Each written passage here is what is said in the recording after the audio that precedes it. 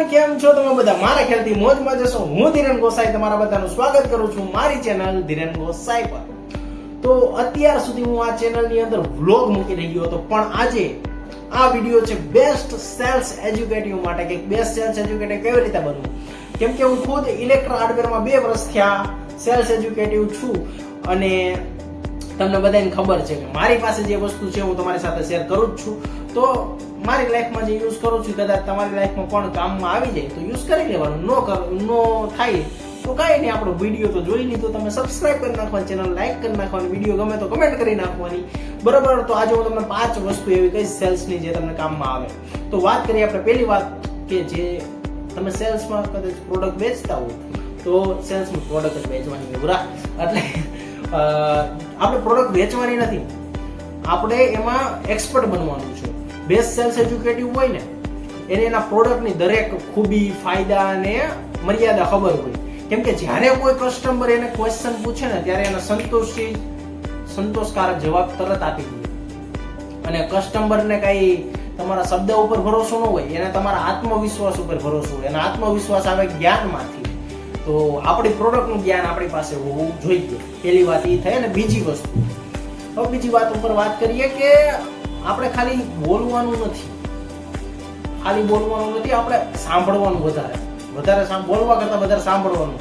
કેમ કે જે બેસ્ટ સેલ્સ એજ્યુકેટિવ હોય ને એ કસ્ટમરને ધ્યાનથી સાંભળે કે કસ્ટમરને શું જોઈએ છે, એની સમસ્યા શું છે, પછી એને હલ કેવી રીતે કરવું, એ બધું શાંતિથી સાંભળે, બરોબર. અને તમે જેટલું શાંતિથી સાંભળશો ને એટલી સારી રીતે તમે તમારું પ્રોડક્ટ એની સમસ્યાનું સોલ્યુશન છે એવી રીતે વેચી શકશો. અને એ જ વસ્તુ છે કે સેલ્સ જે વસ્તુ છે ને એ સોલ્યુશન છે. સેલ્સ રહીને એ તમારે કોઈ પણ વસ્તુ સમસ્યાનું સોલ્યુશન છે, એ જ સેલ્સ, બરોબર. વાત કરીએ ત્રીજી વાત કે આપણે કસ્ટમરને વન ટાઈમ ડીલ નથી કરવાની. કસ્ટમર આઈને વન ટાઈમ ડીલ નથી કરવાની, આપણે એને પરમનન્ટ ગ્રાહક બનાવવાના છે, લાઈફ ટાઈમ ગ્રાહક બનાવવાના છે, બરોબર. સેલ્સ એટલે ટ્રાન્ઝેક્શન ને એક સંબંધ થયો કે કસ્ટમર આપણી પાસેથી એકવાર વસ્તુ લઈને ગયો ને એટલે આપણે એનું ફોલોઅપ લેવાનું, એને શુભકામના આપવાની, એને શું પ્રોબ્લેમ, કઈ પ્રોબ્લેમ તો નથી એવી લઈ ગયા પછી એવું બધું વાતચીત કરવાની, એની સાથે ફોલોઅપ લેવાનું ટૂંકમાં. એટલે એને સામેથી અંદરથી એવું થશે કે આ મારું ધ્યાન રાખે છે, આને મારી ઉપર વધારે ફોકસ છે, ધ્યાન રાખે છે ટૂંકમાં, એવી રીતે. અને બીજા 2 લોકોને લઈને આવશે, તમારું માર્કેટિંગ થાય. એ વસ્તુ કરશો ને ફોલોઅપ લેશો ને એટલે તમારું માર્કેટિંગ થાય, એ સમજવાનું. એ બીજા 2 લોકોને લઈને આવશે. ચોથી વસ્તુ, નાથી ડરવાનું નથી. કોઈ કસ્ટમર ના પાડે નથી જોતું, ડરવાનું નથી. નાથી તો વાતચીત ચાલુ થાય છે. સેલ્સની દુનિયામાં નાથી તો વાતચીત ચાલુ થાય છે. એટલે નાથી બીવાનું નહીં, શાંતિથી સાંભળવાનું કે પ્રોબ્લેમ શું છે. પેલા મેં કીધું સાંભળવાનું, એ જ કે આપણે એને પ્રોબ્લેમ શું છે, કિંમત વધારે લાગે છે, આપણો સમય વધારે લાગે છે ને આપ ડિલિવર કરવામાં કે પહોંચાડવામાં કે જે XYZ પ્રોબ્લેમ, આપણા પ્રોડક્ટમાં કઈ પ્રોબ્લેમ છે એ સાંભળવાનું. પછી આપણે એનું શું સોલ્યુશન આપી શકીએ છીએ એ જાણવાનું. કેમ કે સારો સેલ્સ સારો સેલ્સ એજ્યુકેટિવ છે ને, બેસ્ટ સેલ્સ એજ્યુકેટિવ, એ એમ નો વિચારે કે આને ના પાડી, એ એમ વિચારે કે આજે આની જે ના છે ને એ કાલે હું હામાં ફેરવીશ. અને આપણે એ જ વિચારવાનું, કોન્ફિડન્સ રાખવાનો અને આત્મવિશ્વાસ રાખવાનો. કેમ કે જો કસ્ટમરને જે વસ્તુ જોઈ છે ને, એને જે સમસ્યા છે ને એનું સોલ્યુશન આપણી પ્રોડક્ટ જ છે. આપણી નહીં તો આપણા જેવી જે બીજું કોઈ બનાવે છે એ પ્રોડક્ટ છે. તો આપણે આપણી જ પ્રોડક્ટને બેસ્ટ, એના કરતા કેમ બેસ્ટ છે ને એ સમજાવી, એ કન્વિન્સ કરીને આપણે વેચવાની છે ટૂંકમાં. એટલે આપણે બેસ્ટ હશે ત્યારે જ એને, આપણે તો બેસ્ટ જ બનાવી છે તો આપણને ખબર જ છે, તો આપણે એને વેચવાની છે ગમે એમ. એટલે આપણે એની નાને આમાં ફેરવવાની છે, એ એક કોન્ફિડન્સ હોવો જોઈએ. હું એની નાને આમાં ફેરવું, બરોબર. 5મી અને છેલ્લી વસ્તુ કે સ્માર્ટ વર્ક કરવાનું. સ્માર્ટ વર્ક એટલે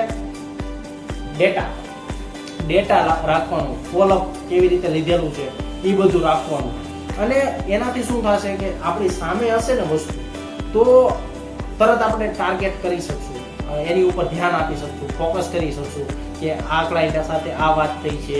કદાચ ઇન કેસ તરત સામે આવી જાય, કોલ આવી જાય તો આપણી સામે જો ડેટા હશે તો આપણે એનું ફોલોઅપ લઈ, ખબર હશે કે આની સાથે શું વાત થઈ છે. ઓલું ક્યારેક મગજમાં ના આવે શું થયું શું નહીં, એટલે સ્માર્ટ વર્ક કરવાનું. સ્માર્ટમાં ઘણી વસ્તુ છે એટલે એ તમારી રીતે સ્માર્ટ વર્ક કરવાનું, બરોબર. તો બસ આ જ વસ્તુ હું મારી લાઈફમાં યુઝ કરું છું, સેલ્સની દુનિયામાં યુઝ કરું છું. તો મેં કીધું તમારી સાથે પણ શેર કરી દઉં. કેવો લાગ્યો વિડીયો કમેન્ટમાં જરૂર કહેજો. અને આવા તમારા પણ પ્રોફેશનમાં કઈ એવા ક્વેશ્ચન હોય, ક્વેરી હોય તો મને કહેજો કમેન્ટમાં કે મને આ ક્વેરી છે. તો કદાચ મને એવું લાગે કે હું વિડીયો બનાવું છું, બનાવીશ. કેમ કે મને અલગ અલગ વસ્તુ પર જાણવાનો શોખ છે એટલે હું એની ઉપર વિડીયો બનાવીશ. કેમ કે જો મને ટેકનોલોજીમાં શોખ છે, બરોબર, ટેકનોલોજીમાં શોખ છે, મેકેનિકમાં શોખ છે, બ્લોગિંગનો શોખ છે, સેલ્સનો શોખ છે, હાર્મોનિયમનો શોખ છે, તબલાનો શોખ છે. એટલે મને મજા આવે હું કરું, બરોબર. એટલે એક્ટરે બનવું છે એટલે ઘણી વસ્તુના આપણે ઓલું છે. એટલે તમને કાંઈ સોલ્યુશન, કાંઈ બી પ્રોબ્લેમ હોય કે કાંઈ પણ એવું હોય કે જાણવું છે, નવીન કંઈક જાણવું છે, તો એના ઉપર હું એનાલિસિસ કરીશ અને એનો વિડીયો બનાવીશ અને તમે જોઈજો. લાઈફમાં કામમાં આવે તો ઠીક છે, નકર આવી જ રીતે કમેન્ટ કરજો, સબસ્ક્રાઇબ કરી લેજો. વિડીયો ગમે તો લાઈક કરજો. તો બસ આજના માટે આટલું જ. મળીએ નવા વિડીયોની સાથે. ત્યાં સુધી બાય બાય. હર હર મહાદેવ, હર હર મહાદેવ. ચાલો મળીએ નવા વિડીયો સાથે. ત્યાં સુધી